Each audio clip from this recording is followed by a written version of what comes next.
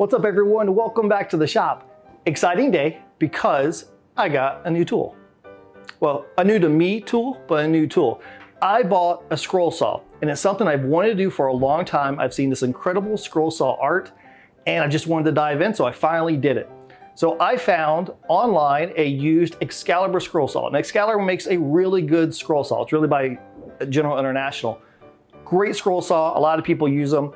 And I wanted a saw that I knew would be good so that I can test my skills and try to get better. And I know it's not a problem with the tool, it's a problem with me. So reached out to the owner, met him. Such a lovely individual. We talked about woodworking. He's forgotten more about woodworking than I will ever know in my life. Just a kind-hearted person. And you could tell he treated the saw like a baby, and I'm going to try to make sure that I do the same thing and give it a good home. And we know the saw is good because I'll throw up a picture. This is a picture of an eagle that he made. His name is Don Conwell. That's fantastic. Like, look at that. That's amazing. So I know that if I do this and I'm terrible, it's me, it's not the tool. So today, what you're gonna see me do is I'm gonna do my very first scroll saw art. I've never used a scroll saw before. I have no idea what I'm doing. So you're going to see me and I will either succeed or fail or somewhere in between. I'll learn something. So I know I won't fail because I'll be learning something, and that's really what matters. And we gotta start somewhere. Now y'all know that I'm a nerd at heart, so we are gonna do something superhero themed. And we're gonna pick the superhero of all superheroes, Superman. So that's what we're gonna do. I found this incredible piece of artwork on DeviantArt, and I will link the artist down below in the description so you can see it, because it's his artwork, not mine. I wanna make sure I give him proper credit. It just looks too cool not to cut it out. So I'm gonna take this, I'm going to cut it out of maple. So I need to find some maple somewhere. We'll do some sort of dark background to it. We'll figure it out. Let's start with getting some maple, and then we'll go from there.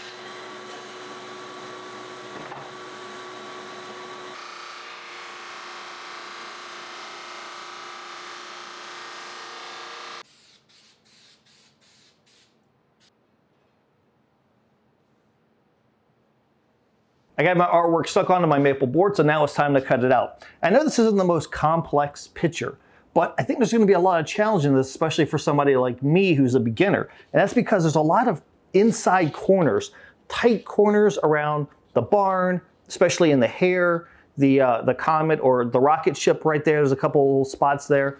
And then the S itself, a lot of small inside pieces that need to be cut out. So for somebody like me, that could be a real challenge, but I look forward to it. So time to throw on the headphones and get to work.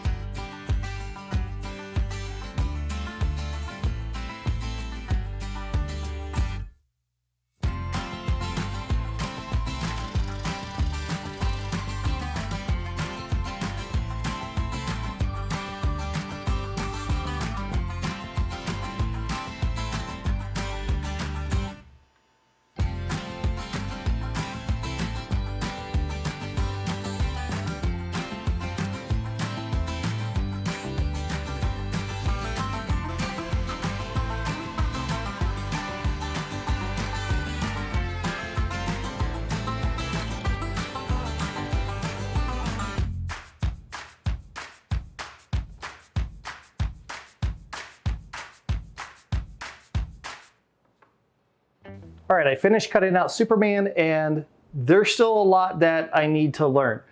There's some things I did learn, some things that I know I need to improve on, and then there's the things that I don't know that I should know, but I don't know them.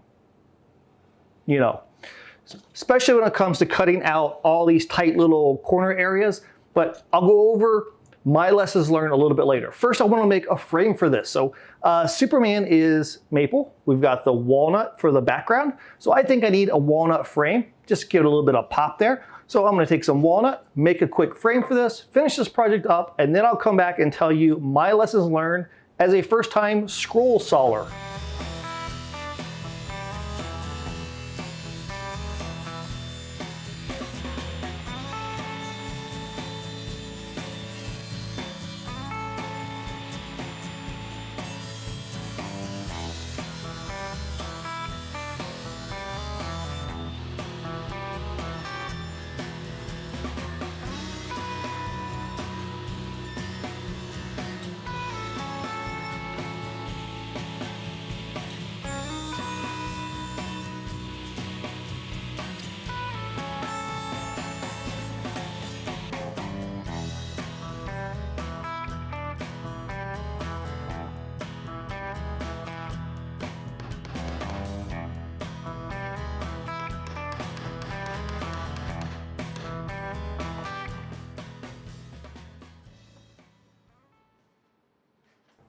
Okay, Superman's done, and I think it looks pretty good.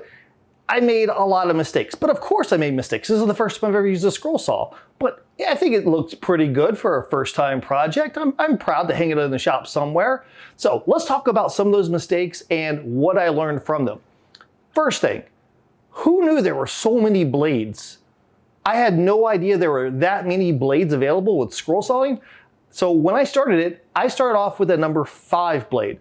I thought that that would be really small. Apparently it's not really small. A 5 worked great on the straightaways, but it was really hard to get in those tight corners using a blade that big. So I went out and I bought a number 2, and I bought 2 different types. I bought one that is a reverse blade, and another one is a spiral blade. And I went back and I cut out the Superman logo a second time using those blades because it was so small, little tiny areas.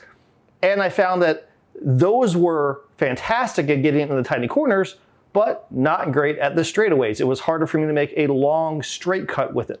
So it looks like I need to do a little bit of both. I need to use bigger blades whenever I can to get nice, clean, smooth cuts, but at the same time switch over to the little blades and use those for all the delicate, intricate work.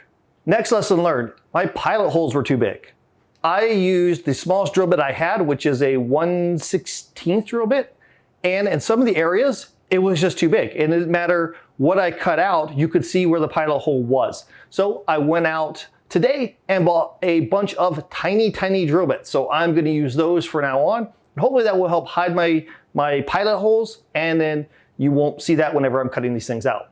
Third lesson learned is I was too afraid of breaking bits. I'm used to a bandsaw. I've got lots of bandsaw practice, but at the same time, you don't want to snap a bandsaw blade because they're not usually cheap. So I took all of my corners really conservatively. I didn't jerk the blade at all, so I didn't snap any blades. And apparently, whenever you're starting off, breaking blades is fairly common from what I hear, but I didn't break any blades at all because I was just way too conservative in my turns. And because of that, I didn't get as tight of corners as what I really should have. I'm not saying that you should go out and break your blades on purpose. It's to say that I just have to get used to pushing that blade in the saw to its limit and knowing where my limits are and the best way to maneuver the workpiece around the saw blade. Another lesson learned was with my template itself. Actually, 2 lessons learned with the template. First one, I printed it off so that the area I was cutting out was dark, and I thought it would be easier for me to keep up with what needed to be cut out and what didn't need to be cut out by having the cutout areas black. What I found was it was hard for me to see exactly where the edge of my line is. I know that seems kind of counterintuitive for some people, but it was easier once I reprinted out the Superman logo. I didn't use the black, I just used a black outline so I could stay on my line, and I found that easier than having a whole bunch of black on one side and white on the other side. It's just a little hard for me to see where that blade is, if it's in the black or if it's up against the line where it should be. So if I did this again, what I would do is get rid of all of the filled in color, just do an outline and cut out the outline and maybe label where I need to cut things out with a pencil. The second lesson learned when it came to the template was I think it would have been better if I would have put some packing tape, some clear tape over the top of the template. Because as I was cutting it, there were certain parts where the template was fraying up, which is gonna happen even if you're using spray adhesive like I am. I think if I would have used clear packing tape, I wouldn't have had some of that template peel up. I would have been able to see my lines a little bit better, and maybe that would have resulted in better corners, because that's really where it got tough. I was trying to cut in these little corners, and you're making multiple cuts, at least I am, and when I am, that template's fraying up, and it's hard to see if I've cut to my line or not. So maybe I'll try packing tape next time. Another thing I need to work on is speed. When I was using the number 5 blade, it felt like it was going too fast for me. I know that seems weird because I would think that I could go at my own speed, but the wood just wanted to go. That's a me thing. I have to get used to the foot pedal and stopping and starting the saw and moving it and then working with different blades, because when I jumped over to a number 2 blade, it was cutting really slow then because I was used to a number 5. So that's a me thing, but I have to get used to the feed rate of the workpiece, especially as I get into like the tighter corners. Something else I need to try to figure out is how to prevent burning. I noticed that in certain areas, whenever I tried to slow down, I got more burning, and in other areas was perfectly fine. I actually got really nice, clean cuts. So I need to figure out that rate of speed so I can try to prevent burning. I know that that kind of happens with maple sometimes anyway, also with cherry, but I also want to try to prevent it. And that leads me to my next thing is I need to figure out better ways to sand. I know that some people are scroll saw savants. They don't have to do very much sanding at all. That's not me at this point. So I need to figure out better ways to get in those tighter areas and sand those little areas. I might have to invest in some more carving knives and X-Acto knives and things like that. So there you have it. You watched somebody use a scroll saw for the very first time. You got to see all my trial and error, what worked, what didn't work, and hopefully this video will help you out if you're going to start doing scroll sawing too. You can see the lessons that I learned and then apply those. So thank you for following me along in my woodworking journey and for allowing me to be part of your maker journey too. And if you enjoyed this content, please subscribe to the channel. I put out videos every week. And until we meet again, get in your shop and build something awesome.